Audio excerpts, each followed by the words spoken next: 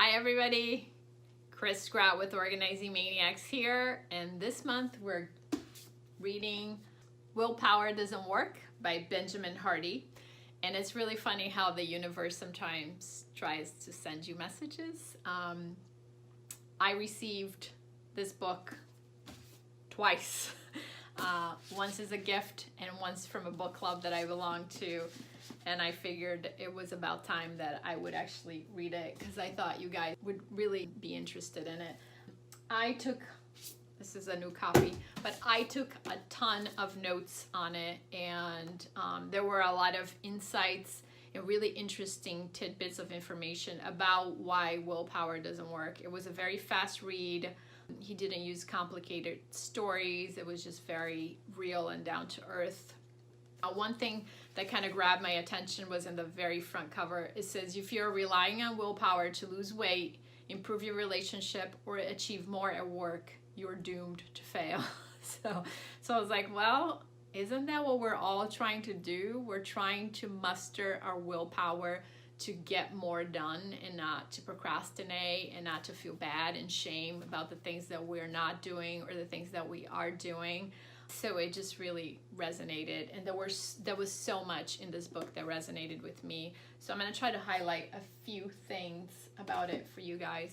But the very interesting thing about this book, at least the part that I got and I received from it, there was a lot of understatement about, and sometimes very clear, downright in your face about addiction. And addiction is a really big deal with clients when they have hoarding tendencies, because the reason why we are acquiring and keeping things, right, it's because it's our coping mechanism. I am a workaholic, and I've been working on that for a real long time, and it is my coping mechanism. Whenever I'm super stressed and I'm feeling anxious, that is my drug of choice. And then after that, I clean and I organize things. And I was lucky enough to be able to turn that into a business. However, it doesn't come without awareness that that's what I'm doing. When I'm feeling anxious, that is my addiction, right? I go and I find a junky drawer that needs some organizing. I always tell people around me, if I've been organizing for a real long time outside of what I'm supposed to be doing, there's something wrong. So I am not one that is absent of any addiction, and so I like to be transparent and come clean.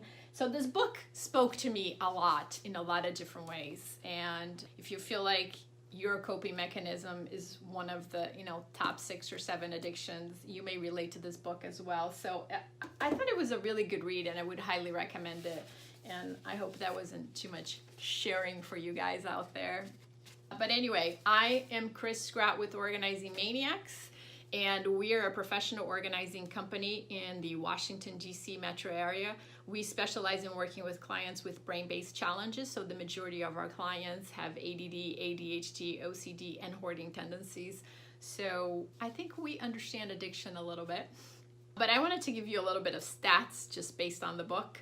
And one is that they estimate that by 2025, which is not very far from now, this is 2018, so we're looking at 7 years, more than 50% of all humans will be overweight or obese.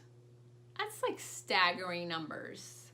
The most pervasive and addictive defaults in our culture, and I imagine we're speaking Americans, revolves around technology, stimulants like caffeine, fatty foods, carbs, sugars, work, drugs, pornography, and alcohol. And I think if you are one of the lucky people that did not raise your hand for any of these, you can leave now. But if you are one of us that raised your hand for at least one of these, this book may come handy for you, right? So technology tends to be a big one. Last month, we talked about that a little bit. And this month, it wasn't any different. So the stats he had was a little bit different, but he says that the average person spends about 5 hours on the internet and using apps. So, I know the numbers can be a little skewed, right? Because sometimes our work depends on being on the internet, but I don't think that's what he was talking about. I think he was just talking about random surfing and researching and Googling of things and using apps. I mean, I probably spend 5 hours on Netflix alone, so, or my podcasting alone. So I totally related to some stats over there. So basically, if you take the 50% they're addicted to food, and then the other 49% they're addicted to something else, we are doomed to fail. So he had a couple of principles that I thought were just very useful when you're considering that willpower alone is not going to make you more productive, right? Or it's not going to help you achieve your goals. The whole premise of the book is basically that our environment is way more important than we give it credit. And, you know, who haven't heard, like, tell me the 5 people that you spend the most of your time with, and I'll tell you who you are. And it's basically, you know, when we were kids, our parents would tell us, don't go hang out with those bad kids because you'll be like them. And there's definitely some truth into that, right? The more we associate with an environment, with a group of people, the more likely we are to be more like them. And that's just a choice that some of us make. No discrimination there to anybody. But he really spent a lot of time talking about that. And it made me think about, in the context of, you know, clutter and disorganization and how to live a more organized life. I have felt over the years that a lot of our clients that struggle with clutter tend to like really try to do this like very slowly passive process. And over the years, as we started working with clients in teams where we go in, we get a lot of work done, and then we leave and their environment is completely changed, a lot of those clients seem to experience success, right? Because it wasn't like we didn't just clean out a drawer at a time. We made massive amounts of improvement in their space, and they got rid of a lot of stuff all at once. And then their environment became different. And out of a sudden, they felt they needed to live a different life because their environment became something else, or it became that dream that they always had. So there's something to be said about that. A couple of years ago, I gave up eating a lot of things that were really bad for me. And I have had a lot of not substantial health issues, but I wasn't feeling myself, and I was feeling fatigued, and I was tired all the time. And I went through a lot of testing, and I decided, like, why not just change the way I eat instead of taking a whole bunch of pills? And I gave up, you know, caffeine and kind of sugar, and I gave up gluten, and, you know, I gave up dairy, and some of those things have left my life for forever, but some of them come and go, like sugar. But I've noticed that as I changed my environment and I got rid of some of the availability of those things in my pantry, I was also less likely to eat them, right? Because they weren't there all the time. So I changed my environment to support the goal that I had to not eat some of those things anymore, and that worked out for me. So what he's saying in the book about your environment, I think there is some really valid points in there. But some of the principles that he talks about in the book that really stood out for me is like, don't be a slave of your environment. That was principle 1. And I think what he meant by that is by basically saying, if something is not working, don't keep doing it, right? Don't keep being attached to it just because it is the way it is. You have the power to make a change, and that is one part of willpower that you do have control. Like if you go home and your life is surrounded by potato chips and you don't want to eat potato chips anymore, perhaps you can stop buying potato chips. Or if you feel like your life is filled with things that you no longer want or need, there are ways that you can get rid of that stuff so your environment can be a little bit more accommodating for your goals. Principle number 2 was, wherever you are, that's where you should be. And it speaks to being present, right? And I don't know how many times I go out to dinner with people and we'll be having a nice discussion, and then all of a sudden their phone dings, and that's it. That was the end of that discussion, and they're on their phone. And I work really hard at not being distracted when I'm spending time with people by my technology, and that is an effort that I make, and it's very hard from time to time to do that, but that's something important to me.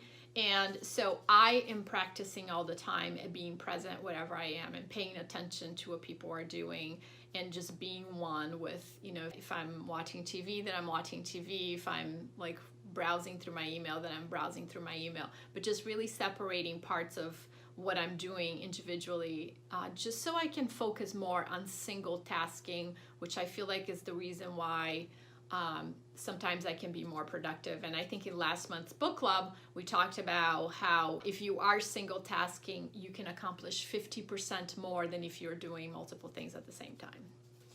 The other principle he had was principle number 3 is act on instinct and intuition and not impulse and dependence. And it's just basically, you know, just because you can do something doesn't mean you should or could or would, right? If it doesn't feel right to you to do whatever that thing is, don't do it. And I'm applying that more to my life every day. I'm a very logical and I'm a planner. So sometimes going with my intuition is against my natural brain, but I'm becoming much better at that. And the fourth principle is that we all need deep human connections to overcome any addiction. And I find that extremely interesting because I think the more I have started talking about, you know, how I cope with my anxiety by working and organizing, and the more honest I have been about it, the more I have met people around me. They're truly workaholics working on not being such a workaholics. And that has helped me create deeper connections with people, which is very interesting to me. I think the other thing about this that made me think that, like, sometimes, you know, we live in a times where everybody wants to text message. And sometimes when people say things to me in text message that I feel like, oh, I think I should pick up the phone right now. Once again, it goes with my intuition, right? I totally do that. And I pick up the phone. And of course, that always turns out to be an amazing 5-minute conversation, if that's how long it has to be. But at least we connected human to human. There is a clutter support group. If you're interested in that, you can go to clutteranonymous.org.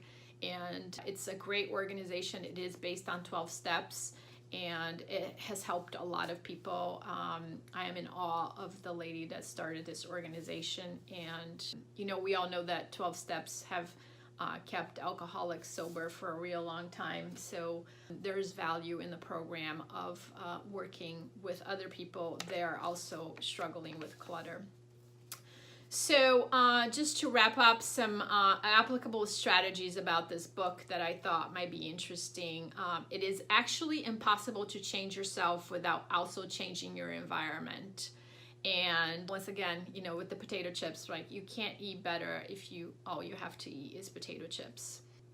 To continuing focus only on mindset willpower in conventional goal setting is a complete outdated and misplaced approach to success. Once again, it's like what he's saying is white knuckling is no longer going to work for any of us. Your environment are one, so can't be the dead horse there.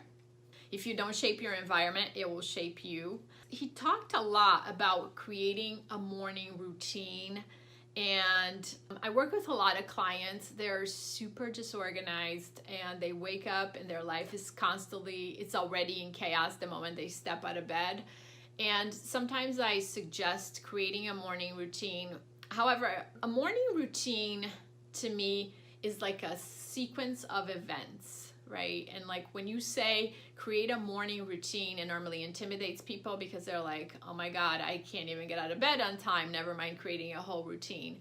So by creating a morning routine, I really mean like tomorrow, pick one thing that you want to do every single day and start doing that thing. So let's say if you want to get up at 6:15 and just be up every day at 6:15. I would start by just doing that, setting your alarm at 6:15, maybe putting it across the room somewhere where you actually have to walk there. My neighbor and I walk on a weekly basis, and she was just telling me that she now puts her phone outside of her bedroom, and that really helps her. Whenever the phone rings, she has to get up and go across the room, and by the time she gets there, she might as well go to the bathroom, and before you know it, she's getting ready. So I have read that in a lot of different literature in the past, that has been a technique that really works for people. So start picking one thing that you want to make a routine of and just start with that. And then once you feel like I totally dominate this one item on my routine, then I can add a second thing that I want to do. So I want to wake up at 6:15 and I want to go for a walk. So add that thing. And once you master that, then you can add, and before you know it, as you layer these items into your morning, you will have a morning routine that is manageable for you.